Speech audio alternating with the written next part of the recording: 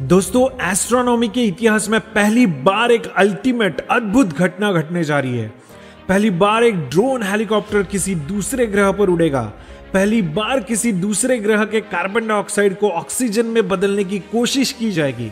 पहली बार किसी ग्रह की मिट्टी पृथ्वी पर वापस निरीक्षण के लिए लाई जाएगी। हाँ दोस्तों, ये सभी अल्टीमेट चीजें होने वाली है नासा के मार्स 2020 मिशन में, जो लॉन्च होने जा रहा है जुलाई 30, 2020 यानी इस महीने के 30 तारीख को। तो क्या होगा इस मार्स 2020 मिशन में? क्या कोई रोवर वापस मार्स पे भेजा जाएगा? इस मिशन में ऐसी क्या अलग अलग खोजें की जाएंगी? क्या ये मिशन भारत के मंगलयान मिशन जैसा ही है या कुछ अलग है?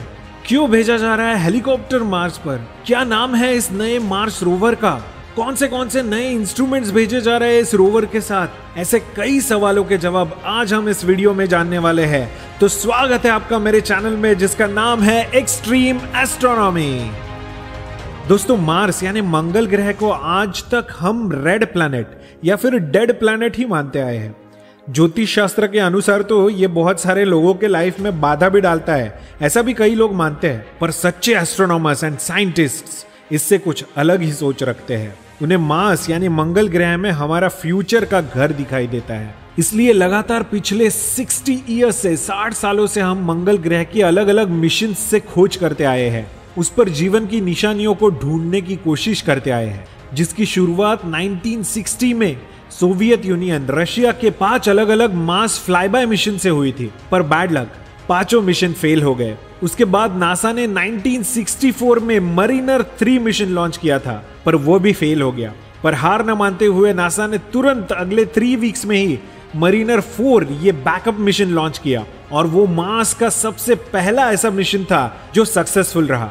ये सिर्फ फ्लाईबाय मिशन था, मतलब यान सिर्फ मार्स के पास से गुजरेगा और उसकी तस्वीरें लेगा। उसने मार्स की कुल 22 क्लोजअप इमेजेस ली। ये देखिए, ये मार्स की इतनी पास से ली गई सबसे पहली तस्वीरें हैं।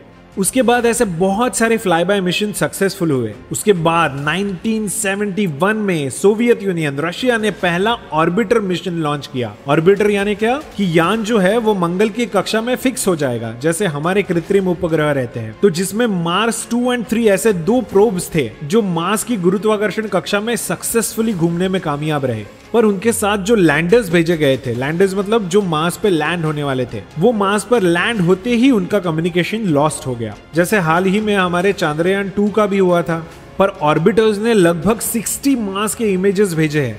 उसी साल नासा ने भी 1971 में ही मरीनर 8 और 9 लॉन्च किए, जिसमें मरीनर 8 फेल हुआ, पर मरीनर 9 बहुत ही सक्सेसफुल रहा, जिसने टोटल 7,000 इमेजेस भेजी।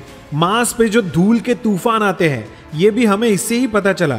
और मार्स का सबसे बड़ा पर्वत यानी ओलंपस मॉन्स, ये 25 किलोमीटर तक ऊंचा है, यानी हमारे एवरेस्ट से भी बड़ा है, और ये वोल्केनो से बना है। ये भी हमें नासा के मरीनर 9 मिशन से ही पता चला है। उसके बाद 1975 में नासा ने वाइकिंग 1 एंड वाइकिंग 2 ये 2 ऑर्बिटर एंड लैंडर मिशन भी भेजे, और वो दोनों ही बहुत ही सक्सेसफुल रहे। वाइकिंग 1 को मार्स की ग्लोबल इमेजेस, मतलब पूरे गोलाकार ग्रह की इमेजेस लेने के लिए सेट किया गया था। वही वाइकिंग 2 ने मार्स के बहुत ही पास से इमेजेस लिए।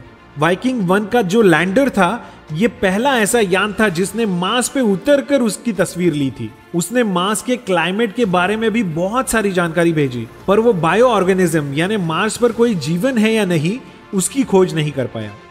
उसके बाद नासा ने नवंबर 1996 में Mars global surveyor MGS launch किया, जो अगले 10 साल तक मार्स के चक्कर काटेगा। और उसने बहुत सारी जानकारी भेजी, जिससे रिवील हुआ कि मार्स पर पुराने कितने सारे ज्वालामुखी यानी वोल्केनोस थे, और उनसे कई सारी खाइयां बनी थी।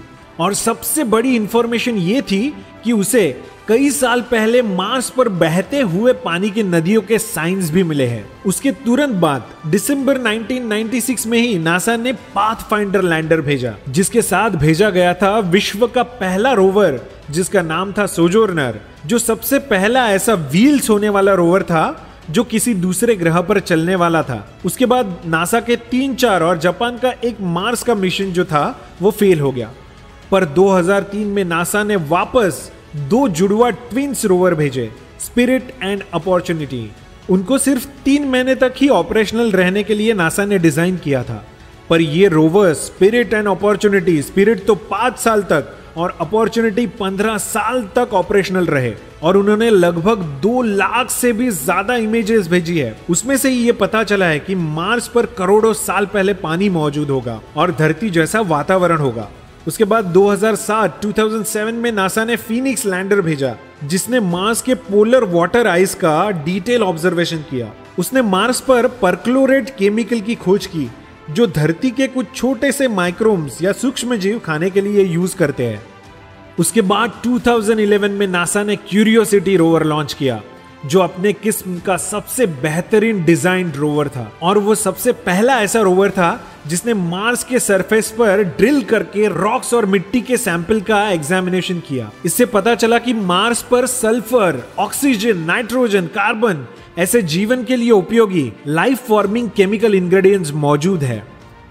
उसके बाद 2013 में मंगलयान, भारत का पहला सक्सेसफुल ऑर्बिटर मिशन, जो पहली बार में ही बिना किसी फेल्यूर के सक्सेसफुली मार्स के ऑर्बिट में घूम रहा है और आज भी मार्स की जानकारी हमें भेज रहा है। उसके बाद नासा ने 2018 में अभी तक का मार्स का लास्ट मिशन लॉन्च किया, इनसाइट लैंडर। ये लैंडर मार्स के इंटीरियर के बारे में जानकारी लेने के लिए भेजा गया है, जिससे हमें यह पता चल सके कि सोलर सिस्टम के प्लैनेट्स कैसे बने हैं और मार्स का भी फॉर्मेशन कैसे हुआ है। ऐसे आज तक हमने टोटल 54 मिशंस किए हैं, जिसमें से 26 मतलब कुल 26 ही सक्सेसफुल रहे हैं। उसमें से कुछ तो आज भी ऑपरेशनल है और मार्स की कक्षा में घूम रहे हैं या फिर मार्स के ऊपर भी घूम रहे हैं। तो अब चलते हैं मार्स 2020 मिशन की ओर, जो नासा का अब तक का सबसे एडवांस मिशन होने वाला है। दोस्तों, काउंटडाउन शुरू हो चुका है। सिर्फ 10 दिन रह गए इस अद्भुत मिशन के लॉन्च के लिए। 30 जुलाई 2020 को ये लॉन्च होगा और 18 फरवरी 2021 में ये मार्स पर उतरेगा।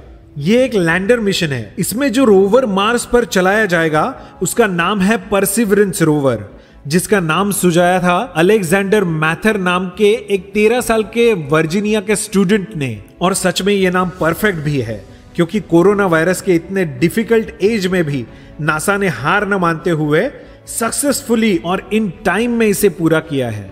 अगर ये 30 जुलाई से 15 अगस्त के बीच लॉन्च नहीं हो पाया तो इस मिशन को 2 साल होल्ड पे जाना पड़ेगा, क्योंकि मार्स को वापस अर्थ के परफेक्ट ऑर्बिटल डिस्टेंस में आने के लिए लगभग 2 साल लगते हैं। तो नासा ने इसकी लॉन्च डेट लगभग 30 जुलाई फिक्स ही कर दी है। तो चलिए देखते हैं कि कौन से इंस्ट्रूमेंट्स है जो परसिवरेंस रोवर पे लगे हैं और उनका क्या क्या यूज है। तो दोस्तों, परसिवरेंस रोवर एकदम सेम कॉपी है क्यूरियोसिटी रोवर की, क्योंकि क्यूरियोसिटी रोवर अब तक मार्स पर काम करने वाला बेस्ट रोवर है। सिर्फ उसके व्हील्स थोड़े से खराब हो गए, इसलिए परसिवरेंस रोवर के व्हील्स को खास तरीके से रीडिजाइन किया गया है। सेम डिजाइन यूज करने की वजह से यह मिशन बहुत ही कॉस्ट इफेक्टिव और जल्दी ऑन टाइम पूरा हो गया है। इस मिशन का सबसे महत्वपूर्ण उद्देश्य, इंपॉर्टेंट गोल ये है कि मार्स पर जीवन पहले मौजूद था या नहीं, उसकी खोज करना। इसलिए इसकी लैंडिंग साइट के लिए भी जज़ेरो क्रेटर को चूज किया गया है। जज़ेरो क्रेटर मार्स का ऐसा क्रेटर है जिसमें करोड़ों साल पहले पानी का बड़ा लेक यानी तालाब था, जो नदियों के साथ जुड़ा हुआ था, ऐसा वैज्ञानिकों का मानना है। इसलिए परसिवरेंस रोवर पे 3 ऐसे खास इंस्ट्रूमेंट लगाए गए हैं, जिसमें से पहला है PIXL, planetary instrument for X-ray lithochemistry, जो बायोस्पीशीज की खोज करेगा। जब मार्स का क्लाइमेट वार्म रहा होगा तभी उसमें कौन से जीव या सूक्ष्म जीव मौजूद थे, इसकी खोज करने की जिम्मेदारी पिक्सेल की है। दूसरा है शेरलॉक, जो एक स्पेक्ट्रोमीटर है, जो अल्ट्रावायलेट लेजर यूज करने वाला है मार्स के सरफेस के केमिकल कंपाउंड का स्टडी करने के लिए।